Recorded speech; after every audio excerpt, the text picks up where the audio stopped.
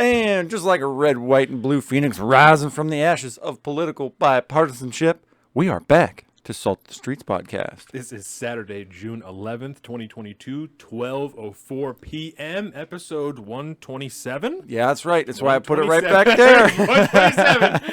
We're back. And welcome back, everybody, to the Salt of the Streets podcast, your one and only source for social and political commentary and all the weekly news, pop culture, and sports that you can handle. The best part about the whole deal, it's all built from the ground up for people like you and me, the everyday normal person. So come down and join us as we discuss life, liberty, and the pursuit of happiness, and continue our endless endeavor to bridge the gap between people and information. As always, I am Colin.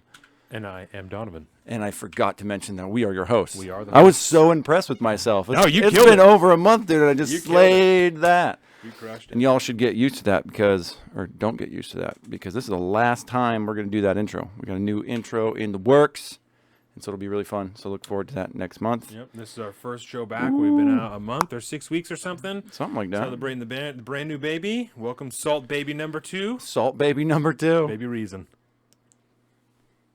Oh, man. So what are we talking about on today's episode, Donovan? So, we have a great episode going on. And we'll explain these things further in detail as we get deeper in the show. This was billed, as everyone remembers, as everyone will remember, as the Women and Children's Show. And it's still going to be that, right?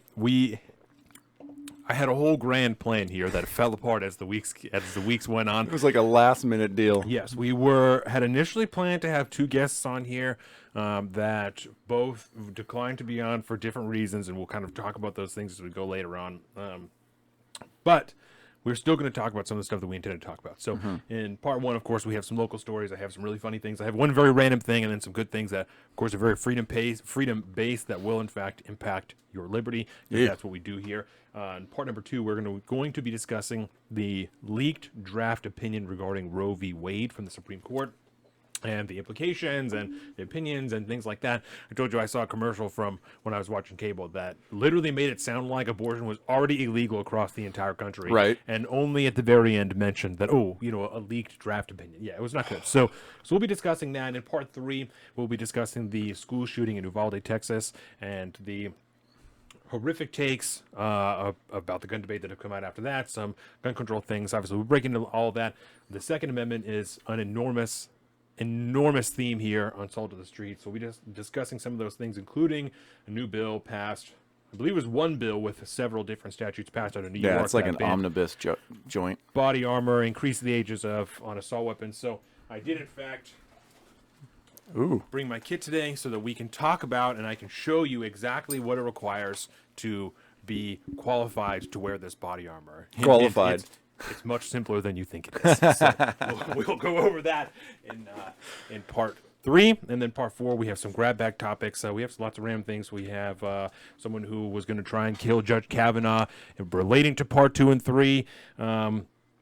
On Twitter, the January 6th public committee, the committee, they had their public hearings kicked off this week. Yeah. So Thursday night? Yes, and then we have Prime time. That's right, Prime Time, produced by was one of the producers from Good Morning America. Correct? Yeah. Is that So I think he used to work there, if I recall correctly. He's like still not good. Yeah, he's a television producer though, which.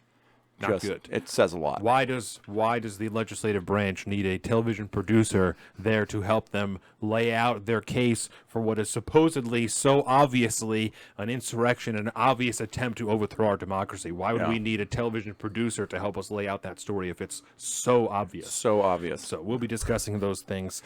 And I'm just realizing now I left my my work notes, my paper notes, out in the truck, I think. I'm going to have to run out in between segments and go grab them for that That's one. okay. That's why we take the breaks. So that is it. Yeah, so that's what we'll talk about today. We have 3-minute breaks in between each part. And, it's going to be great. Fucking A. So we were talking before about mattress store, right? When I used to work at the mattress store, and you bought your mattress from a place called Sleepy's. Sleepy's! They had a similar logo, and I worked at It's Bedtime, which is no longer a company. And the logo that they had was 3 bears in a bed together. It was like a mama bear, a baby bear, and a papa bear all I remember. in one bed together.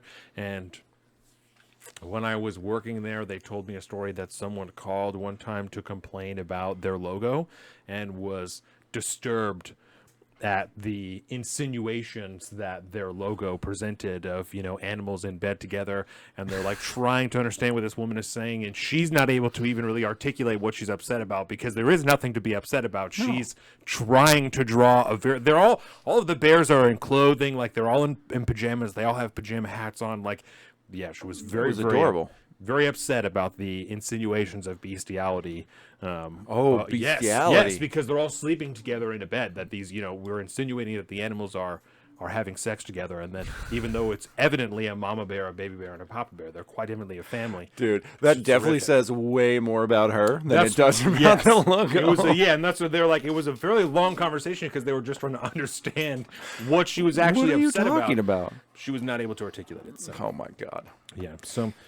Yeah, the off-gassing of mattresses and stuff like that we were talking about. It's such a weird concept when you think with all the new kind of foam technology in mattresses and stuff. It's like a thing you got to keep an eye out, because you open those things up and then you're like, oh, what is that? Oh, just sweet lady cancer. Yes. That's what that smells like. Exactly. Oy, oy, oy. Although I'm not going to lie, I do want to get me one of them box mattresses. The mail order shows up in a box. You cut it open and it just unfolds. And which one? Which company? I'm thinking I would want to get the Jeff Bezos mattress. Is it a thread Tufton Needle? I think is what it's called. I have no idea. Yeah, there's an Amazon brand, and it's slightly cheaper than like the Ghost mattress is wicked expensive, and then there's a couple other ones that are not too bad, but that one's like the best deal, and it looks like it's got great reviews and stuff. But that's what I want to get. I want to get me one of them jams and make me a nice new bed frame and stuff. You could see. In the studio, I have my old bed frame off to the side here off camera, because we took that apart and we're doing something different. You're going to give Bezos more money, huh? I already gave him so much money. I give him all my money anyways. It's just so convenient, but also Jeff Bezos. That's right. Hola, William Wallace. Thank you for joining us. Yeah. Thank you for joining us, sir. Shout out Will Wallace. He was he was talking to me this morning about yesterday's beer show video. Okay. And I was having like this problem recently about trying to be able to show, a nice close-up, high-quality picture of like what the beer looks like up close. He's like, bro, just get like a little underlight. They make special coasters for him like that. That's a fucking great idea. Genius. Shout out Will Wallace, bro. Genius, William Wallace. Yeah. You're getting a 0.5% cut in future beer show things. Hey, careful, bro. 0.5% cut of an undetermined amount of time. That's right. That's right. We'll talk about what your cut is in the future. Mm-hmm. You'll be involved somehow. You're under contract though. We got you. So let me ask you this, right? I was watching Timcast this morning, the episode from last night, because of course I had to hear our name said. So again, indeed, shout out Timcast. It's very nice. And I was listening to something that, what is her name? Libby Emmons. Libby Emmons. That's her name, right? Yep. And they were talking about protests and the different ways that the left and the right fight for their rights, right? And how the different adversity that they come after, and the conservatives don't fight as hard and stuff like that. And I was just thinking, so this is a very rough question because it was just from this morning, but she was talking about how conservatives and the people on the right needed to fight harder in different ways. And okay, so the example she was giving was live and let die, right? For too long they have given this live and let die way of like, well, I don't care if I don't agree with you, but go ahead and do your own thing. And what I took from what she was saying is that has led to the chipping away of the rights that we're continually fighting for and arguing for, right? Yeah. And it didn't sound to me like she was giving a lot of advice or examples of things that they should do, just saying kind of they shouldn't be doing this anymore. And so I don't know if you remember that part of the conversation. Not really. But so I was wondering what your take was on that, if you think that that's true. And she also talks about some of the things about how because people on the left have begun to be increasingly in positions of power, when people on the right do protest and fight for their rights, they often get more pushback from the establishment than people on the left do. And I think just going off of that and not remembering the specific conversation, I feel like I've heard her talk about that before. And I think really what's being described is like the right in general is not very good at activism. Even the activists that they do have can be kind of, they're generally like in the pro-life arena and stuff like that, and they can be very unapproachable if you will. But other than that, I think in general, the right's always kind of generally had a problem with on the ground activism, getting popularizing movements, if you will. I think they've always been bad at that, and they're always been bad at like voter outreach and all these types of things. So all the specific issues that they might be trying to push, they're just generally speaking just bad at it. I just don't think, and it lends itself to the type of person that would consider themselves a conservative, I think, compared to, somebody who's more left. They're much more open socially and are willing to go out there and beat the pavement and just have random conversations with people. And they're much more agreeable most of the time. So they're, it just lends themselves to a better, larger activist crowd in my mind. And so I don't necessarily agree with her if that's her line of thinking.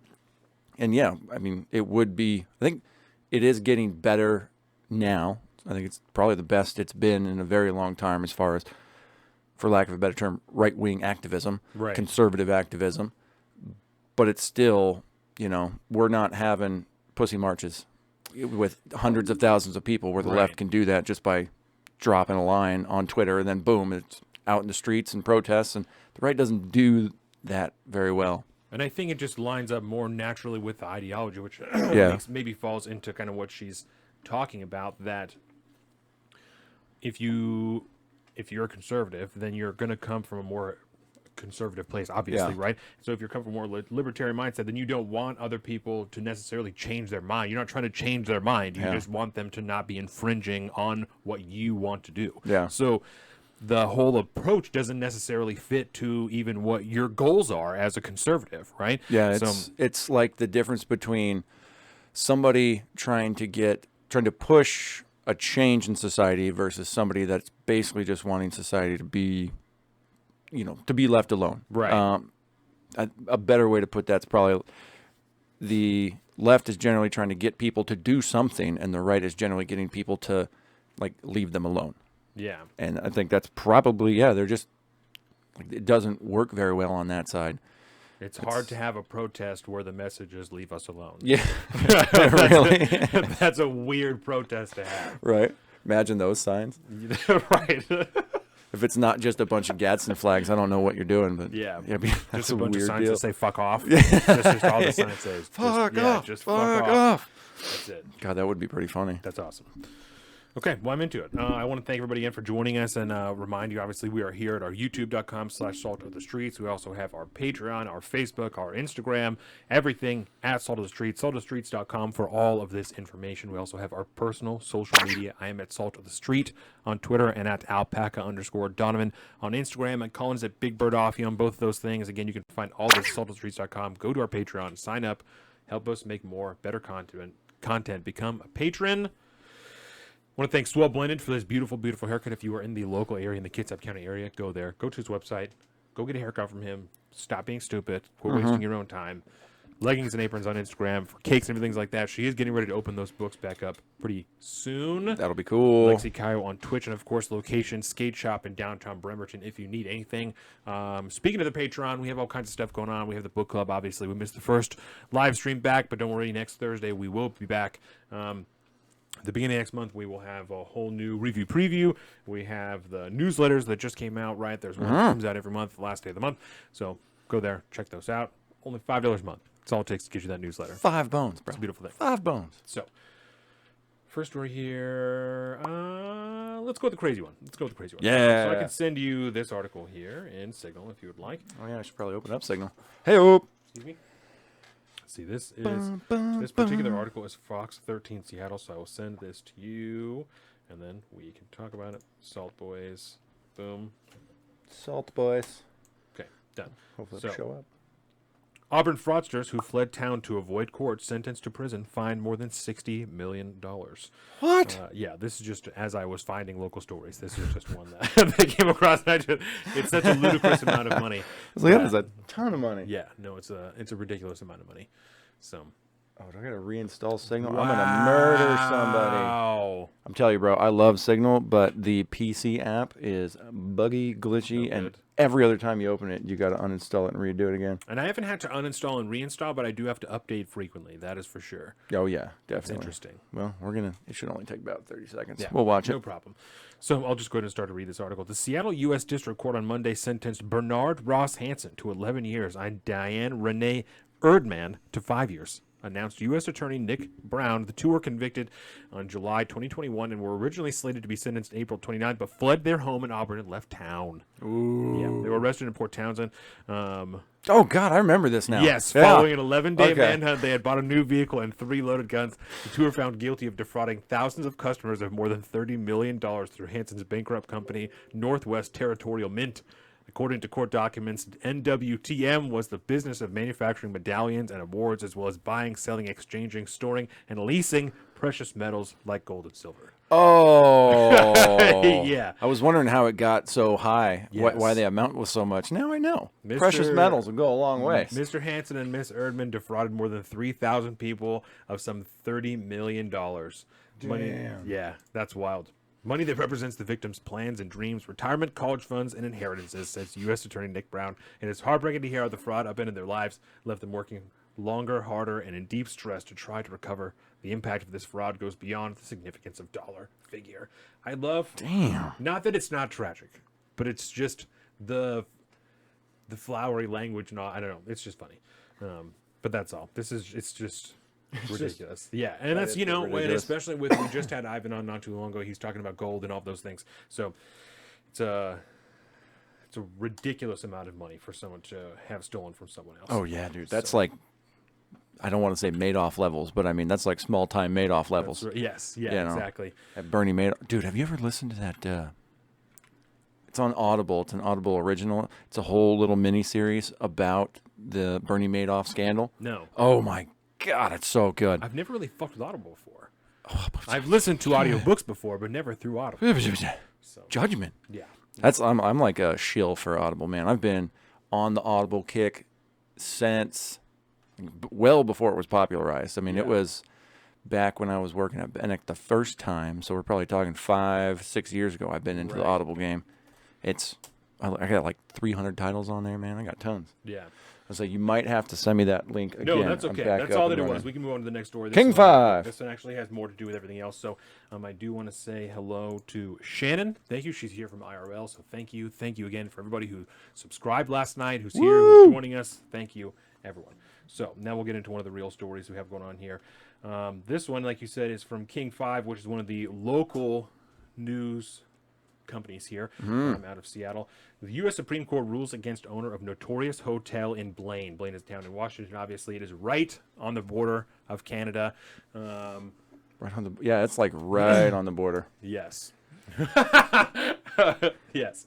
Freedom! Yeah, we make way too many references to William Wallace. If the shoe fits. He has to just get it every day, especially working with you. I can't imagine how he does it. I don't think we went a whole day without me giving him a freedom line at some point. Yeah. Asking him where his kilt's at today, that kind of stuff. God. You going to paint your face blue or what's up, buddy? Does he have long hair? I am William Wallace. No, he's a short hair guy. Yeah. William Wallace, you are blowing an opportunity right now. You've got to grow the mane. Do you think you could do it? Man, I don't know. I can't. I'm trying to envision William Wallace in like the lion's mane. That is tough look. Bravehearts. Does he have a full head of hair? Yeah, I think so. Yeah, it's just short. Yeah, he just keeps it short. Old military dude, military cut. Then go for it, William Wallace. Do it, bro. You've got to do it. You've got time. I'm telling you. I think I've been going on a year to cut my hair. It's worth it. Okay. Now we can get to this story. It's too much. Okay. Oh, geez. This hotel, this bed and breakfast, this inn, it's called the Smuggler's Inn. It's on the border of Canada, right? It's so much on the border of Canada that the border actually runs on his property, and he has a line of rocks that draws out where it is.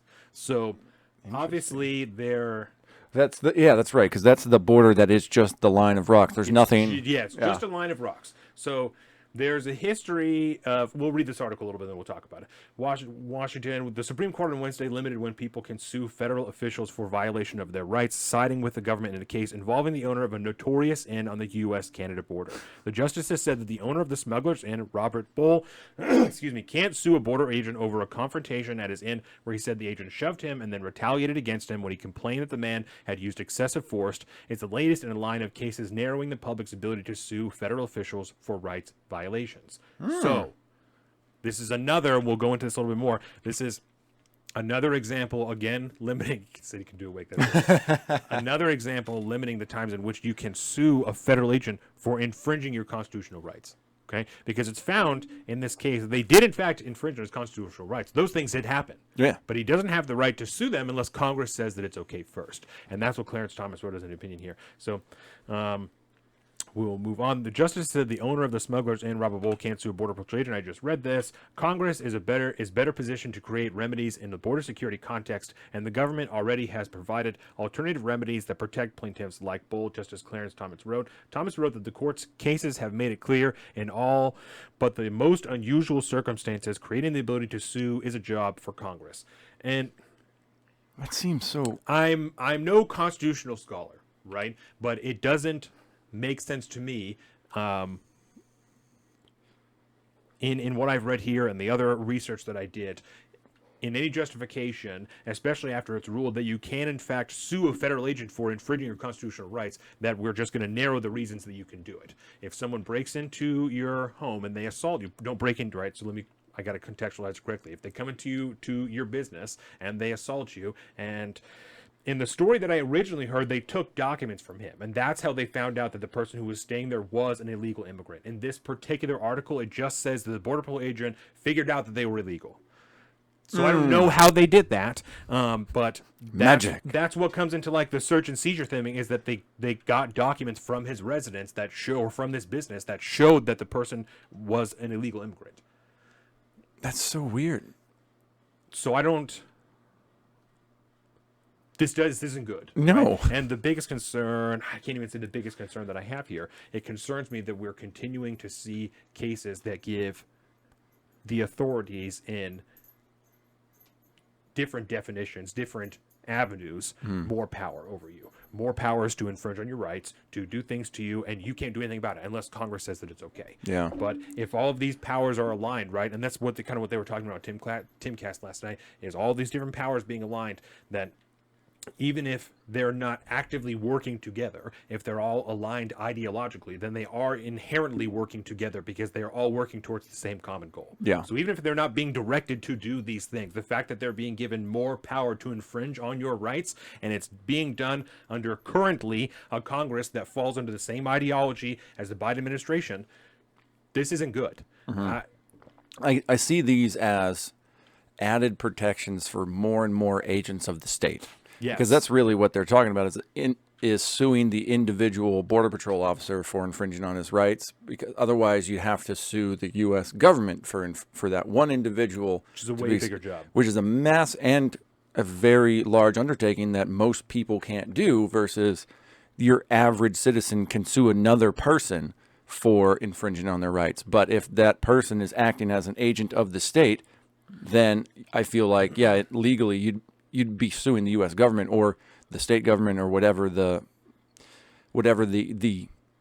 arm of the state that they're dealing with. Yeah. And I kind of feel like, I mean, we'll talk about that in the next story too a little bit, with these various overreaches, I think, in authority. And I think really what they're doing at this point is they're finding kind of chinks in the armor, little weak spots in various arms of the state and their enforcement.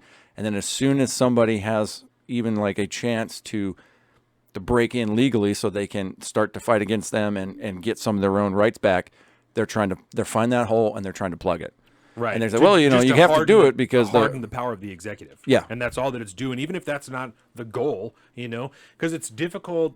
I don't know Clarence Thomas as an individual, right? But supposedly he's very conservative, so I have a hard time thinking that in his mind, it's best that we concentrate more power to the executive. But even if that's not your end goal, that's what you're doing. Yeah. That's what's doing here, is that you're again narrowing the circumstances in which you can sue somebody who is actively infringing on your constitutional rights. Where if they were doing it as a private citizen, you could definitely sue the shit out of them and you'd probably win. Yeah. But now, because they have a badge, because they work for the state, you can't touch them, right? There's another example in here. We'll read this article a little bit more. The High Court said in 1971 that people could sue federal officials for violating their constitutional rights, but over the last 40 years, the court has consistently declined to expand these kinds of cases, called Bivens actions, after the 1971 case in which a person could sue. Most recently, in a case in 2020, the justices told parents of a teenager killed in Mexico by a U.S. Border Patrol agent who fired across the border that they couldn't sue. Thomas said the original 1971 case would likely come out differently today, but the court's current case didn't require the court to reconsider it. So I actually have the article that they linked to, and it's an article from the AP, and I will send this to you as well. And it's "The Court Closes Courthouse Doors on Slain Mexican Teen's Family." That's rough. So, yes. Yeah, I remember when that happened. That was a while back. So this is from the AP. 2020? Yep, Washington. The Supreme Court ruled 5-4 Tuesday to close the courthouse doors on parents of a Mexican teenager who was shot dead over the border by an American agent. The court's 5 conservative justices held that parents could not use American courts to sue Border Patrol agent Jesus Mesa Jr., who killed their unarmed 15-year-old son in 2010. Mesa was on U.S. soil in Texas when he fired the fatal shot. Justice Samuel Alito wrote for the court that the case is tragic, but that the strong border security and international relations issues led to the ruling against the parents of Sergio Adrian Hernandez Guerreca. Since regulating the conduct of agents at the border unquestionably has national security implications, the risk of undermining border security provides reasons to hesitate about allowing the parents to sue in American courts, Alito wrote. Justice Ruth Bader Ginsburg, writing for her liberal colleagues, disagreed, saying the parents' lawsuit does not endanger border security or U.S. foreign policy. Mexico's Foreign Relations Department said in a statement Tuesday it regretted the Supreme Court ruling. Tuesday's outcome also is certain to doom a lawsuit filed by the parents of a teenager killed in Nogales, Mexico, from gunshots fired across the border by a U.S. agent who was standing in Arizona. The case has been on hold. The case tested a half-century-old Supreme Court decision that allows people to sue federal agents for constitutional violations. Over the years, the courts have made it harder to bring claims known as Bivens actions after the name of the High Court case. Ginsburg wrote that, quote, "It is all too apparent that to redress injuries like the one suffered here, it is Bivens or nothing. I resist the conclusion that nothing is the answer required in this case." So let's take a stop there, right? What other avenues do they have if they can't use an American court to sue this federal agent? Then there is nothing. Their son dies from somebody who shot, and I don't know the exact, I would have to do more research on this particular case, right, before I can, so we have to just kind of use it as a loose example, but your son is murdered by a federal agent, and you don't have the ability, even, I guess this is a little bit different because they are in Mexico. They're not American citizens. It right? seems like the major complicating factor there. Certainly. I think that hits harder on her point that is the only option that they have, is this Bivens claim. The only thing that they can is try to use American courts to sue them, because what else are you going to do? Option is there? Yeah, Mexico doesn't have jurisdiction over the Border Patrol. Yeah, I am curious how it would be if it was American citizen, if they could do the same thing, right?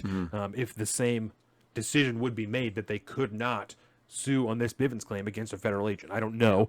Again, I'm not a constitutional scholar, so I can't answer that question. But that's a big international type of question. I mean, that's if a citizen from one side kills a citizen on the other side of the other country, who has the legal jurisprudence or the what do you call that, their responsibility? Well, it's not just a citizen. This is somebody who's acting on as behalf the agent of the state. He's a federal agent. Yeah, he works for the government. He's an agent of the state. He killed somebody. Yeah, and it would be just as, or it would probably be more complicated if it was two citizens. But since it's an agent of the state at that point, then the state killed somebody in another country, like we do with drone strikes all the time, and there's zero retaliation essentially. And that's a tough one, man, because I don't know what's the right thing to do there. I mean, you're not going to extradite this Border Patrol agent to Mexico and stand trial over there. I mean, that's not going to happen. No. So, what do you do? That's a weird situation. So even if we can't postulate on how it would be different if it were American citizens in this case, right? We are seeing in this original example of the smugglers in on the border that these are coming closer to home, and they're limiting our rights as American citizens, our constitutionally protected rights, right? However you want to define that at this time, however you want to put it. It's coming closer and closer all the time, right? At first, or the most recent one after this, or before this, was this Mexican teenager, and I'm sure it was a little bit easier. People were real upset. It was during the Trump administration, so a lot of that AP article is even about, like, the militarization of the Border Patrol and stuff like that. So that's a lot of the take there. So it even seems like the focus is even shifted from that, of the people's rights, to, the militarization of the border, right? Which is it's an issue in and of itself, but that doesn't seem like the real issue at hand. Yeah, that's a separate issue. Trees. Yeah, and forest for the trees. Yeah, definitely on that one. And I would beg everyone to keep their eyes open for things like this. And so we'll go to the bottom of the article and we can talk about kind of the end ruling for this here. Boulay notified. It's. Rooms at the inn are named after famous smugglers and other notorious individuals, and a black SUV used by the inn to transport customers to the property has the personalized license plate Smuggler. Boulay makes money by picking up guests who sometimes travel long distances, charging them for lodging, even if they never intend to stay, Thomas said, inserting a photo of bunk beds in one room of the property. But Boulay has also served as an informant for the U.S. government, and parts of the documents filed in the high court case were redacted. Boulay's lawyers have said he has a long-standing cooperative relationship with the U.S. government and has alerted officials to people of interest.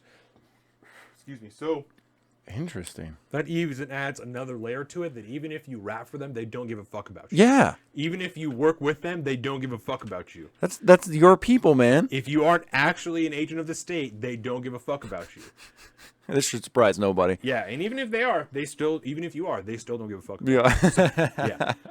So, in March 2014, Boulay told Border Patrol agent Eric Egbert that a guest arriving at the inn was from Turkey. Egbert was suspicious that the guest would travel over 7,500 miles to stay at a run-down bed and breakfast, and when the guest arrived, he went to the property to investigate. Boulay asked him to leave, but Egbert allegedly threw him to the ground, injuring him. After determining the guest was legally in the country, Egbert left. The guest ultimately crossed into Canada illegally the same night.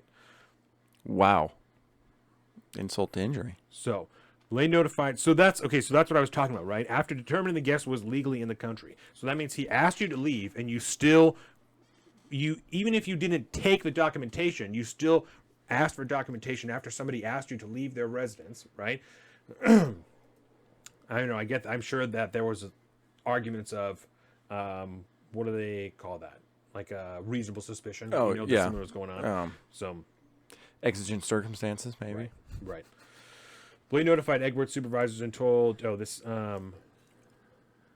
the property, the guest ultimately crossed in Canada legally the same night. Boulay notified Egbert's supervisors and filed an administrative claim about the rough treatment, and Boulay says Egbert retaliated by making reports about him and his business to various state and federal agencies, including the Internal Revenue Service, but no agency found Boulay did anything wrong. Meanwhile, after a year-long investigation, the Border Patrol took no action against Egbert. So the person who did all of this, nothing was even done. There wasn't even any internal actions that were taken against him. No. Nothing. So you literally... no course of action at all. You can't. I mean, you can ask the Border Patrol to do something. Yeah, but they're not going to. And they put him through the whole ringer, man. Like talking about bringing and found nothing. Yeah, and found nothing. So for no reason, this person got put on blast by the U.S. government, investigated for a year, and then was like, "Oh, yeah, nothing. We didn't find anything, even though there was nothing to begin with either." Yeah. Boulay sued, saying Egbert had violated his Fourth Amendment rights by using excessive force and his First Amendment rights by retaliating against him. A federal trial court ruled for Egbert, but an appeals court reversed the decision, and Egbert appealed to the Supreme Court. So, after the agent of the state doesn't get his way, then he appeals, goes to the Supreme Court. Supreme Court says, "Nah, you good, bro. You good." God, man. More and more power, dude. Less and less power for ourselves. Less and less individual liberties. They just keep getting stripped away day by day by day, case in, case out. I mean, there's no way to see this other than that. I mean, this is just the state continuing to just do whatever the fuck they want to do and rolling right through citizens on their way to it.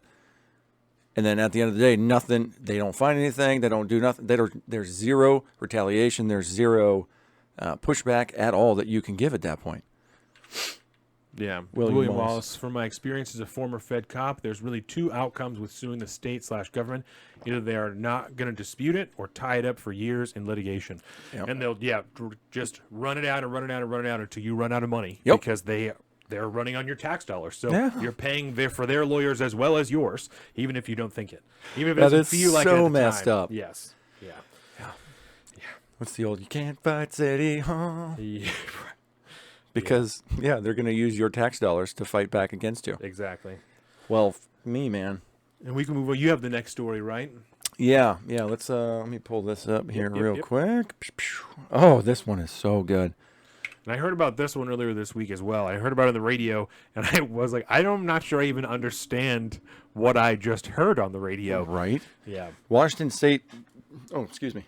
This is the Washington State Supreme Court made a very interesting opinion recently that's got some things going. So we're just going to read this from the OPB right now. I went ahead and pulled up also the actual opinion from the Supreme Court. It's 37 pages, and we'll just say that the articles written about it were quoted correctly. Okay. So we're not going to cover that entirely. But Washington State justices, race a factor in analyzing police stops. So a person's race and ethnicity must be taken into account when deciding whether they were free to leave an encounter with police. The Washington Supreme Court said this Thursday in its latest decision seeking to counteract bias in the justice system. The unanimous ruling concerned Paula Sum. I'm probably mispronouncing that word. A man identified in court records as Asian Pacific Islander. When a Pierce County Sheriff's deputy found him sleeping in his car in Tacoma in 2019, Sum gave a false name and birth date, drove off as the deputy was checking for warrants, and crashed in someone's front yard. Whether Sum was free to leave when he did was a key point in this case.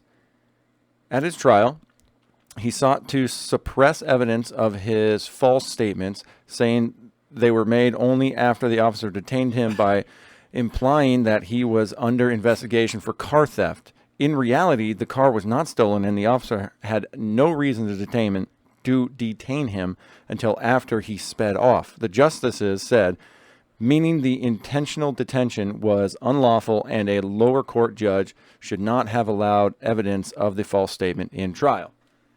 So we'll just pause for a second. Right. What does that mean? What happened? So this guy was asleep in his car.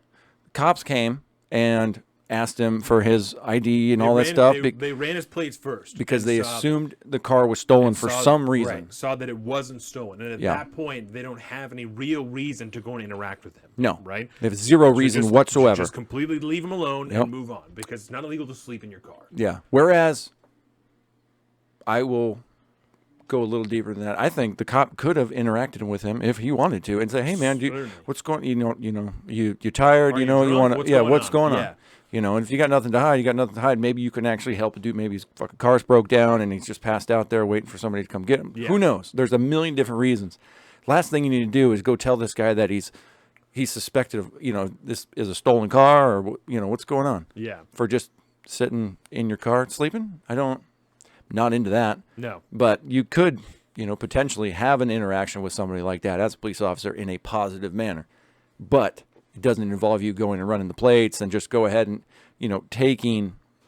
That's state overreach is what that is. This is a law enforcement officer just diving into something that's essentially none of his business. He's got no probable cause other than a supposedly suspected case of car theft. And has the discretion to not do anything if he wants. Indeed. To move on with his night and find something better that actually maybe deserves his attention or someone who could actually use his help. Yeah. Who maybe is in trouble or something. Yeah. And so we'll get into it further into the article, but the result of this ended up in a search of his vehicle, in which case a gun was found that he was not supposed to have, apparently.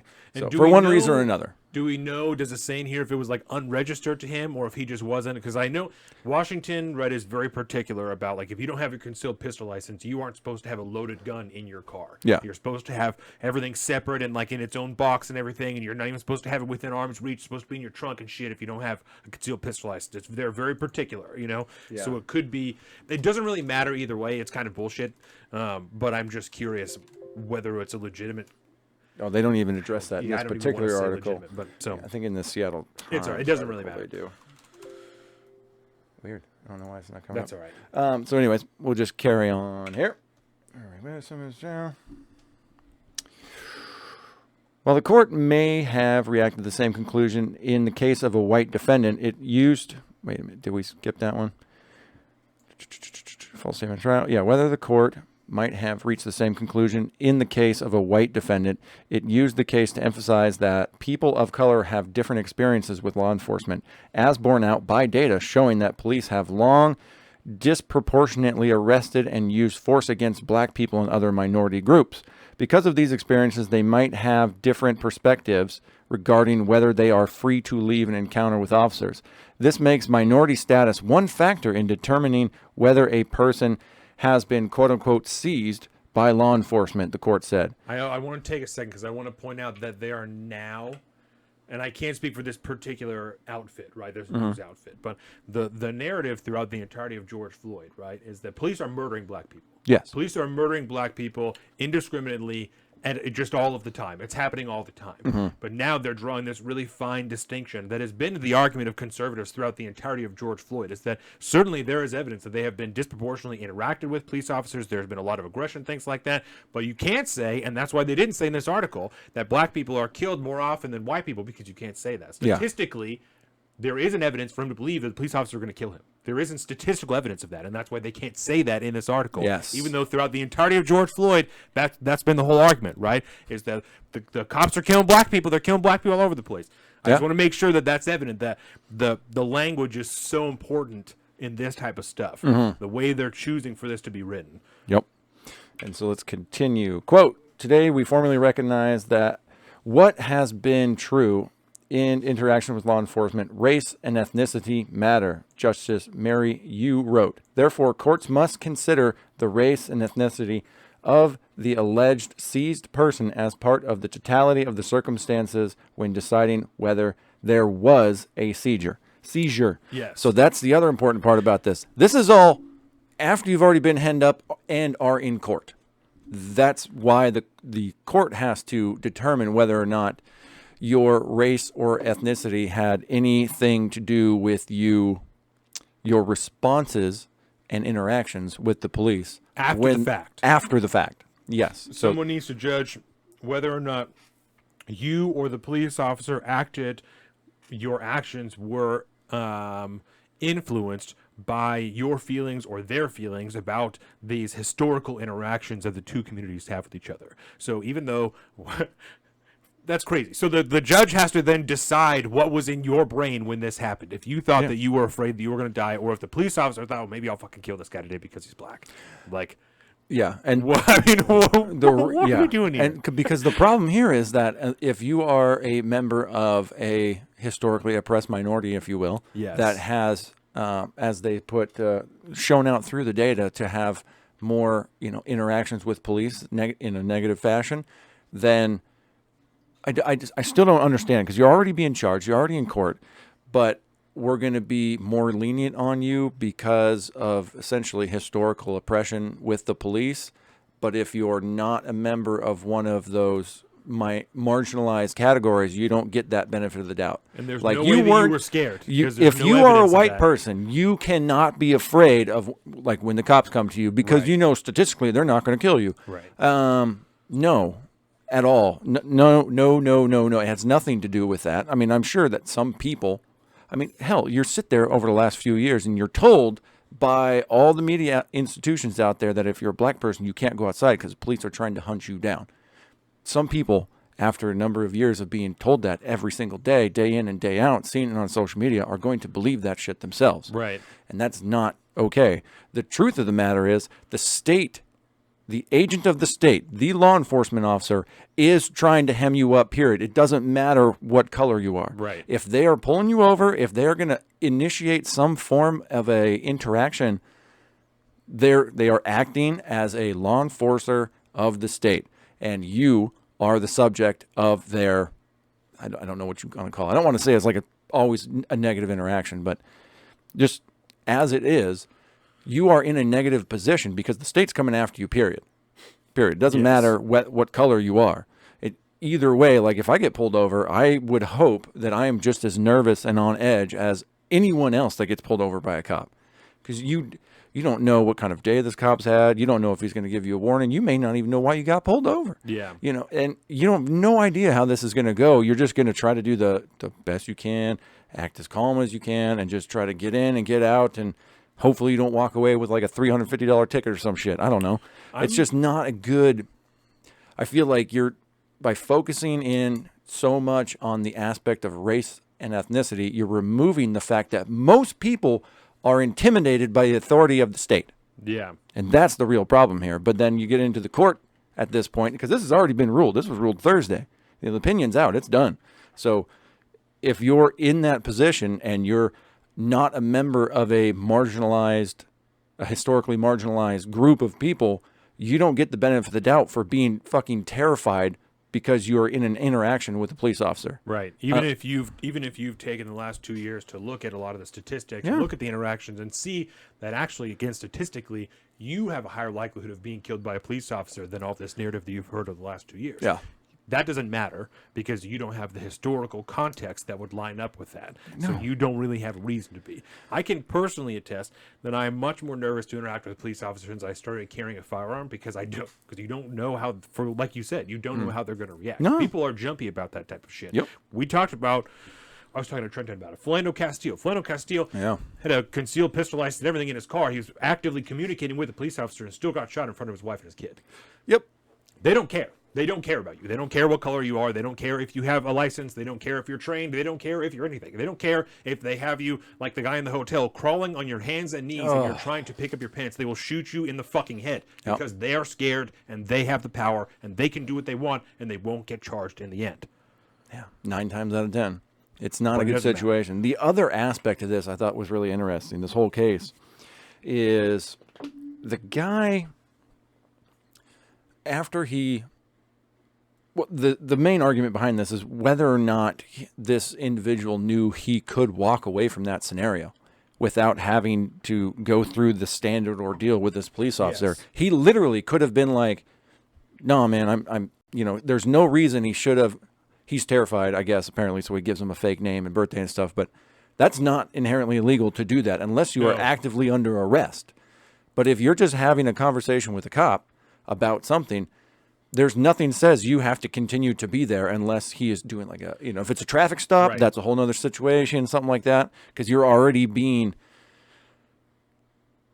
what's the right word? You're already involved with a law enforcement. I don't even know what you would call that. Like, you're already in a situation now. Like, if you're getting pulled over, you're being not arrested, but you're being controlled by the state. Suspected already of doing something wrong. Yes. And so they need to do the whole thing. And so you're it's not even like being detained, but it's similar along those lines. You don't really have the freedom to just go away. Like, if a cop pulls you over, you got to pull over. And that's why you can't just flee. Yeah. Yes. And but I think, speaking to your point, right?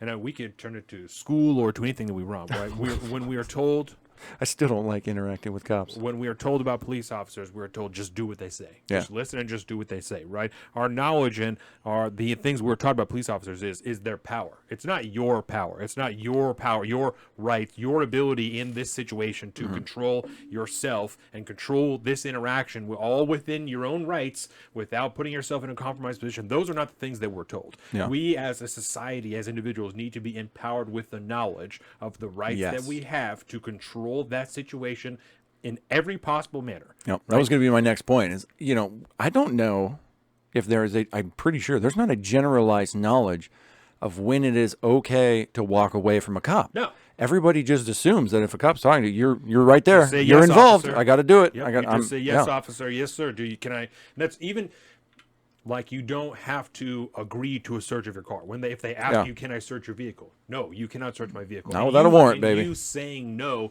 is not reason enough for them to have probable cause to search your vehicle, right?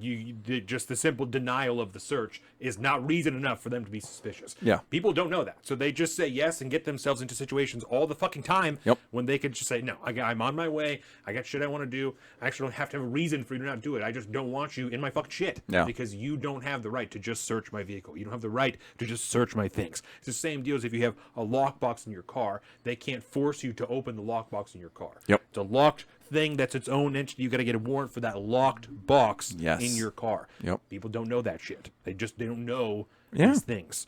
And with the laws being so complicated, I mean, there's I'd have to look it up real quick. There's an essay from an anarchist. I've been going through the Anarchist Handbook recently. Max Stirner, Okay. and he was talking about kind of it's a different set of subjects, but essentially a citizen's relationship with the state.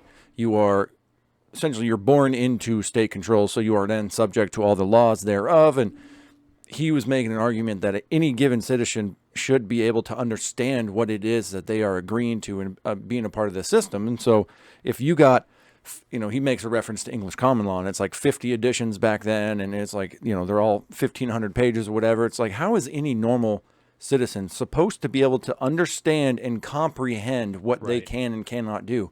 And the U.S. legal code is far more complex than that at this point. How is anybody truly supposed to know what they can and can't do until they actually break a law in that giant, like, if you were to print out all legal, just in the federal code, you couldn't, and all on like index cards, you probably could overfill this entire house. Right. And that's not, how is any citizen supposed to know what they can and can't do at this point? And this guy, he freaked out, he drove off, ended up crashing into somebody's yard, which then he had already, he ran from authorities. Right. Then which, it's yeah, suspicious. because then it's a problem. Yeah. And so after he ran, he crashed. Then the cops then had, reasonable suspicion or whatever it is to be able to search his vehicle. And then they found a firearm that he was not technically allowed to have for one reason or another. And so now he's getting hemmed up. They did drop the initial charge of the falsifying statement in the beginning. But at that point, they're like, well, yeah, dude, we have you on a gun charge now, so we don't care if you lied to the cop in the beginning of it. So it's not a good situation. Not a good situation. Just another example of a problematic relationship between the citizenry and the state. Once again, confusion in who has the authority and what your rights are as a citizen. Not awesome. Yeah, it's like I don't know, speaking to your point of how is anyone supposed to understand all of these laws, right? Yeah. And I think that's why I started to look at, like, I don't know if it's schools or parents or what, whoever teaches you, whoever taught you, because it could be at school, it could be your parents, it could be whoever taught you how to interact with police officers, that's who's at fault here. Whoever's teaching children the way, or people the way they should interact with police officers is at fault. And it's not even necessarily their fault if they don't know either, but the positive aspects of the rights and not the defensive aspects of your rights needs to be what is the more common knowledge. Yeah. And I like this from our great friend William Willis. He says, great question to ask. If things get squirrely, am I being arrested or detained? Right. Just put it out there right now, get a good indication of what this police officer is thinking is happening right now. And if he says no, be like, all right, so I'm free to go. Right. All right. Well, bye. Yeah. Oh, that's not, it really frustrates me, man. I'm very uncomfortable with authority, especially arbitrary authority from the state. I don't like the fact that they're human just like we are, and they have bad days. They have, they got families, they got a whole thing. What if he was up with a screaming baby all night, and what if he's in a bad situation with his wife or husband or whatever the case has got going on, and now they have to interact with you from a point of high authority with essentially the authority to use lethal force as well. Right. Like I don't like that situation. It does not set up doesn't lay the groundwork for a good interaction between the two of you. No. It does not. And we'll talk more about that, obviously, when we talk about Uvalde, and parents interacting with police officers and the power dynamic and the structure in that relationship. Yeah. Because it gets all of these things fall into a common theme of all of us, being put at the further mercy of the state, whether it is through the enforcement wing of the police officers or whether it's in the actual enforcement of the law, depending on your race, right? Because as we've seen and Will Wallace pointed out, they have just re-ingrain discrimination into our law in Washington. Yep. Again. Even further, we have the Equity Council that helps craft law, that helps, they look over the laws, they look over everything that everybody does, certainly within the actual state. Yep. Of the way that people are interacting. They help craft the curriculum for the school districts within the state to make sure that everything is falling within the the emotional and social learning aspects of their guidance, and that's a whole portion of our government. Is just equity and inclusion. Equity and inclusion. Equity and inclusion. The Equity and Inclusivity Council. Along with social and emotional learning is a huge situation. Yeah. Well, and I mean, we should have seen this coming when there's a clip in Benjamin Boyce's documentary of the Equity Council, and they're crafting what their definition of racism is going to be. And the original one they can't go with because it doesn't include anything about whiteness. Pimp that documentary real quick. It is the Evergreen documentary done by Benjamin A. Boyce on YouTube. It's 20-something parts. It's all about they're small parts broken into a longer documentary. It probably is like 2.5 hours if you put it all together. But it's all about the situation with Brett Weinstein at Evergreen College, and the breakdown and the chaos that happened there. I cannot recommend it highly enough, along with all of the other videos that Benjamin Boyce does. They're all incredible. He's having very, very important discussions right now with people who Mine just did that too. with people who are detransitioning and the experiences they have had to try and break through the lies that are being spread through corporate media. Yeah, he's a fantastic character, man. I really like him. I can't believe that he isn't more well known. Yeah. But he's just such a quiet dude, having very normal conversations, just a split screen, two people talking about just their experience. So it almost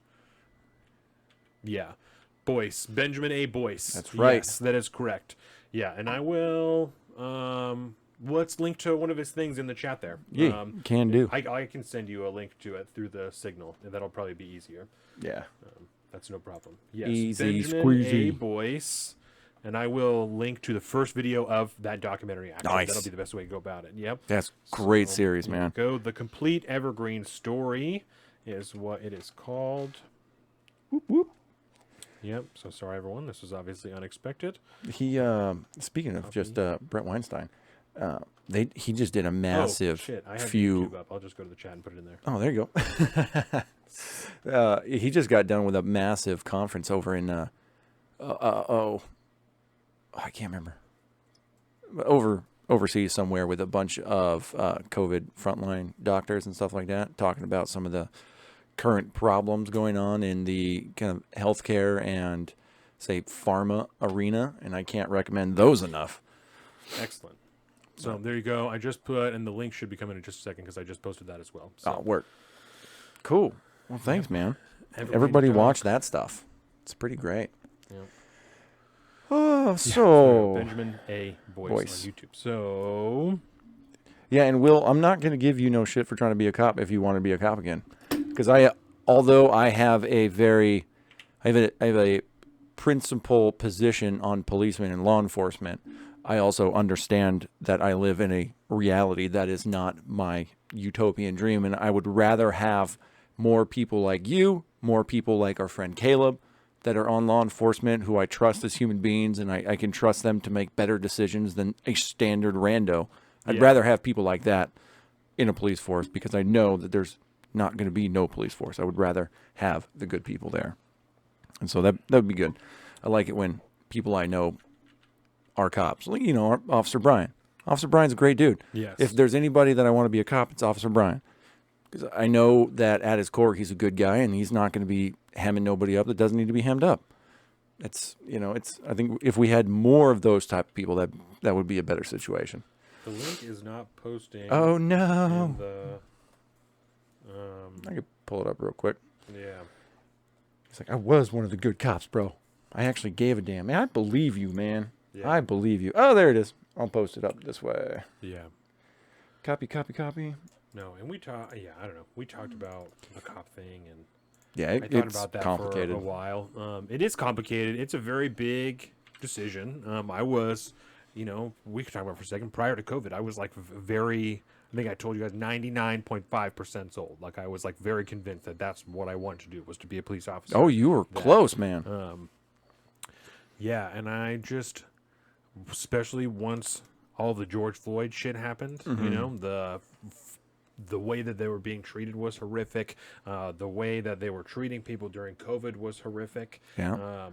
And I started to have a lot of questions of having a job that cuts against your morals and being asked to do things that cut against your morals, and whether or not I wanted to invest time in a job in which I would be asked to do something or else lose my job, you know, especially then all the vaccine mandates and all that type of shit started popping off. And yeah, it just got more and more negative items in the pros and cons column. Yes.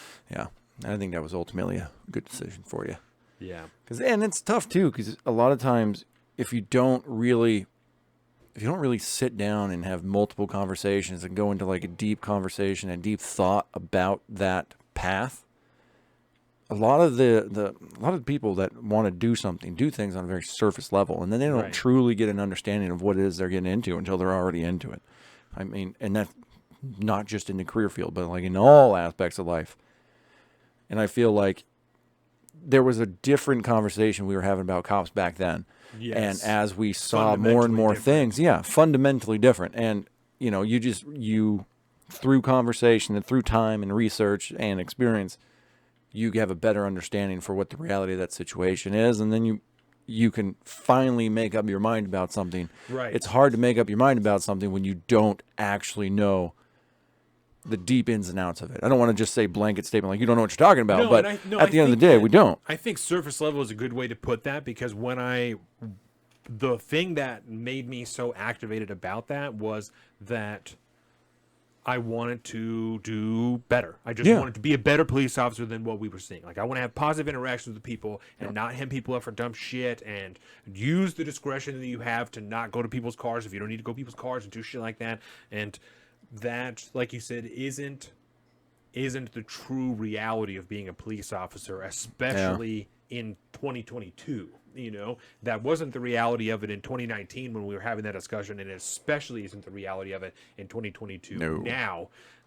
Vastly it's different. Completely different discussion. So, yeah. My coffee's cold. Yeah. Oh, I'm not surprised. Where's your heat 'em up? Where's the heat 'em ups? Oh, it was acting up, so I changed it out. I think it's now a candle warmer in my wife's studio. Oh, works. It wouldn't activate when I got my big mug and I put it on it. It was like it's supposed to activate automatically, and it just kind of quit working one day. So I was like, and then she goes over there and puts a candle on it. It works perfect. I'm like, well, good. It's probably too heavy, man. That might be. It's probably not used to such a fucking beast of a it's mug. It's a beast mug. That's probably the biggest mug I've ever seen. It's because it's got large undulates on it. It has to be big. That's right. Large undulates. Undulates is such a great word. It's my favorite. That's great. Speaking of, we're getting ready to wrap this segment up. Right? Yeah, absolutely. So we'll just go out on a light note. I was having a conversation about large undulates earlier this week, probably with you, Chad. We were talking about like moose, and then I was listening to topic. Indeed, undulates. Large undulates. Yes, large undulates are a very big topic in this household, which is a weird thing to think about. You guys are freaks. You'll be there. Trust me. By the end of the summer, you're gonna be like, all right, so let's talk undulates. On the way home, you guys see those fucking undulates out there? Look at that tiny little undulate. I'm just not gonna call them deer anymore. I'm just gonna refer to everything categorically as an undulate. Yeah, it's just a really large undulate. If you don't know, then you can't be in this conversation. Exactly. Oh man, but that I think I was listening to. No, it was a Joe Rogan thing. It was the Joe Rogan episode on Flagrant, where they were talking about hunting. Dude, that was hilarious. Yeah. Some people just shouldn't smoke weed. But that's all I'm going to say about that episode. But he started going hard about like moose and how moose are terrifying and really aggressive, and they will just stomp you to death if they don't like the look of you.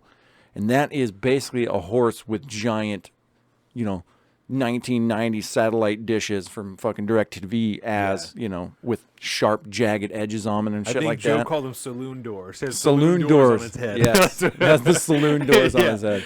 Yeah, they're terrifying, man. You gotta have respect for those things. I saw one earlier week. It was a picture, not a video, of a car that hit one. But usually you hit a moose, you basically knock the legs out from underneath it, and the entire body and the antlers, everything comes smashing down, and it's usually a deadly situation for the human. Right. But this one, you saw it. The car was stopped. You could see like the skid marks and stuff like that. And here's this moose 10 feet in the air, upside down, just legs up, flipping over. Must have hit it just right. Must have hit it like a glance. I don't know how you get like I don't know, what's a moose weigh? Like 1,600 pounds? That's what they said in Flame was like 1,400 to 1,600 Yeah. pounds. And then it's flying in car. the air, rolling. That's how much force you got to hit with that thing. That's crazy. So on that note, let's get out of here. Segment 1. Let's wrap it up. We'll put a bow on it. That's right. Zeke, don't go anywhere. We'll be back. That's right. Everyone who's here, don't go anywhere. This is how this works. We'll be back in 3 minutes for part 2. We'll be talking about Roe v. Wade, the leaked draft opinion, all that stuff. It's going to be great. We'll be back in just a few minutes for part 2. Thank you, everyone. Bye. Welcome to the salt of the streets, coming at you every week with this food for thought.